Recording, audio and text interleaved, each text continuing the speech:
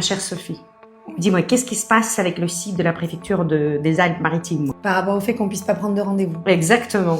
Alors, il semblerait que la préfecture des Alpes-Maritimes ait été piratée. En fait, le site internet de la préfecture ait été piraté. Et que,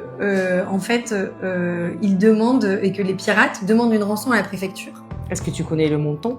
Ah non, je ne connais pas le montant. Et comment ils ont su? Il y a eu en mail, en message, alors non, après officiel ça, qui a été c'est envoyé. des bruits qui courent et c'est certain, c'est le personnel de la préfecture qui en a parlé, des avocats, et qui du coup pour expliquer que en fait il y a le site qui est piraté et que parce que notamment il y a des soupçons sur les potentiels mouvements de population dus aux guerres qu'il y a actuellement, et que du coup ça serait des pirates qui seraient contre les personnes qui sont déplacées et qui demandent des visas, notamment des aides provisoires au séjour en France. Et en fait, la préfecture des Alpes-Maritimes refuse de payer la rançon. Et c'est la raison pour laquelle, aujourd'hui, le site il est complètement obstrué et que il y a juste des fois des petites tranches horaires dans la nuit.